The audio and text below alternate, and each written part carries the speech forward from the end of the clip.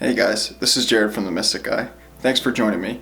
Guys, if you find this information valuable, please share it with family and friends so transformation can occur within all of us. Also guys, I do powerful one-on-one sessions. So in this video, I'm going to go into passive aggressiveness. Have you ever met someone who's afraid of direct conflict? They're afraid of being aggressive. They run from conflicting situations. Why do they do this?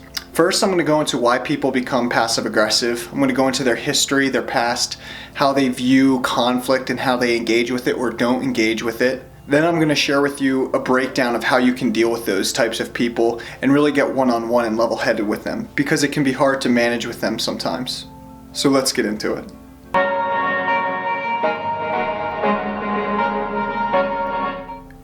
Being passive-aggressive is a form of being aggressive, and it is a form of engaging in conflict. However, it's not a proper form of engaging in conflict.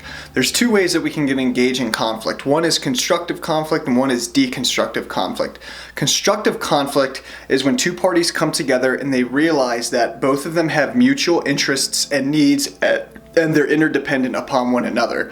And so they might be going after the same thing, but one party says, okay, well, I'll give you this and you give me that, and they have to renegotiate terms until both parties can be happy.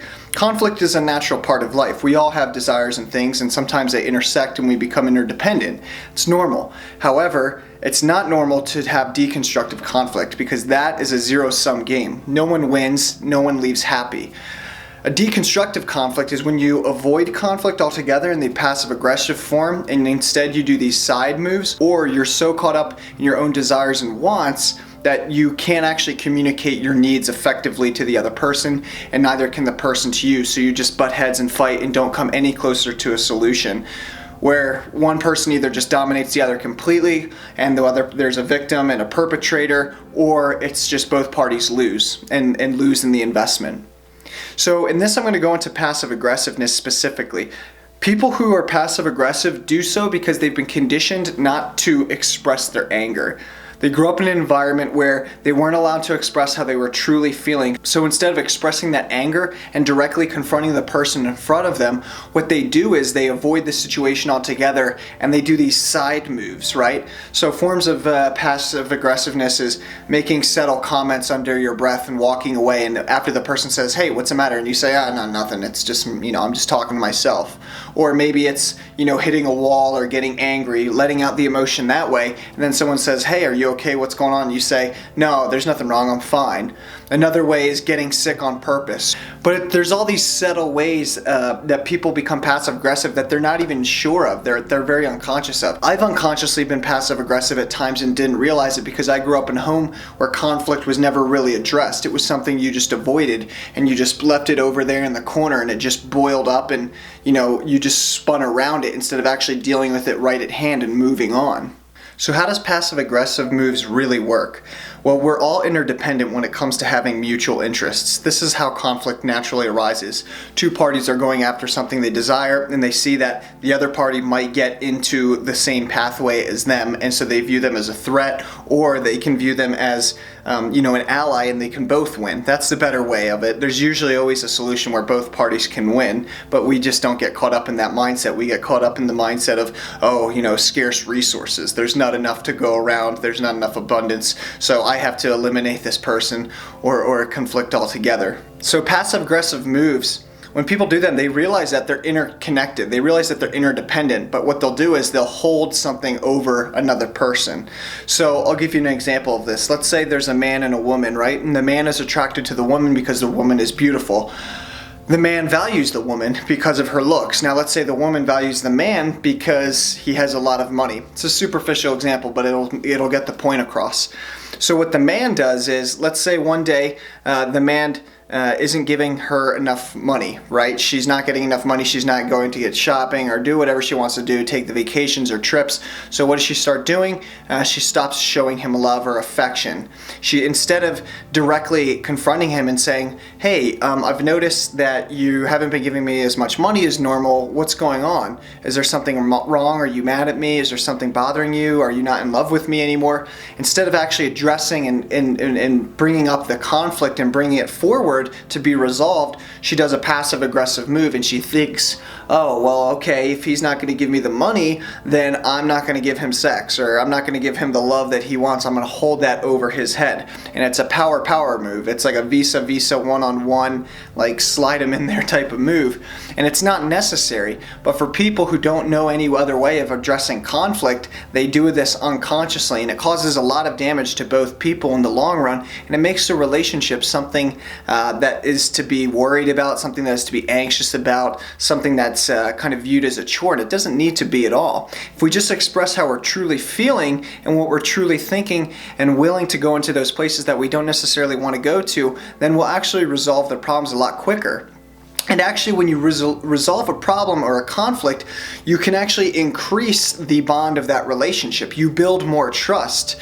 You see, a lot of people, they're afraid of direct expression of what they're truly feeling because they don't want to rock the boat, right? That's what we say. I just want to keep things how they are. I don't want to rock the boat, make things uneasy. So I'm just going to, just ignore it and just wait for time to let it go on. Time doesn't heal anything. Focus, action, and taking full responsibility for your feelings and your actions and your thoughts and what you're thinking of others, that is what heals. That is the quickest way to heal and take action and change and make change in your life. So a lot of people say they don't want to rock the boat, so instead of actually directly addressing the situation, they run around in circles and they won't confront the real issue, and instead they'll do these power plays.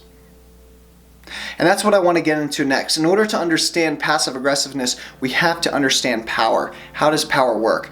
Now, a lot of us, when we think of power, we think it's a bad thing. And I'll do another video that goes into power way more in depth. Power is a great thing. It's a wonderful thing. It's a natural thing. Power is not this individual thing that is out there, right? It's in relationship. You have to be in relationship with something to power. So there's two things that are really important when it comes to power: value systems and interests and desires. Value systems have to do with what that person values, right? So we're saying that power is relational. So you have one person or party over here and another person and party over here. If there's only one person and there's no relations, then that person doesn't have power because it's just them. However, let's say that there's another party and this person has something that this person wants, well, then this person is power.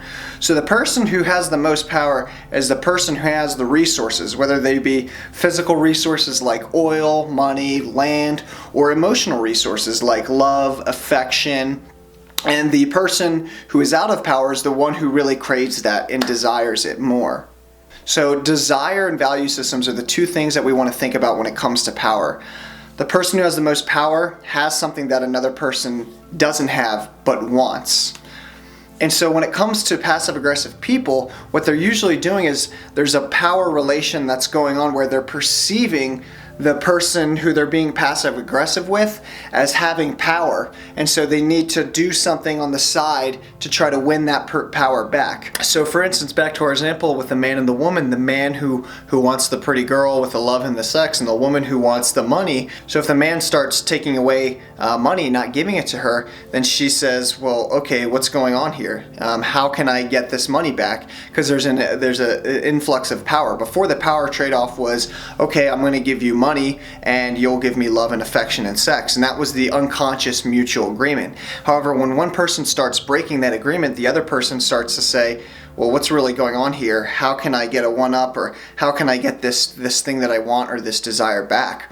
Now, let's say the man loses a bunch of money and the woman realizes that he no longer has any money. The man will probably get worried that the woman that he loves and gets sex from and is beautiful might leave her. So he lost power because he no longer has something that the woman desires. The woman desired the money from him and he no longer has that, so he no longer has power in the situation. He still wants what she has, but he has nothing to offer. So when it comes to people acting passive aggressively, it's because they're afraid of direct conflict, and they think that the only way that they can resolve the situation and make the balance of power equal again is through holding something over the other person's head, holding something that they desire. It's called a power play, right?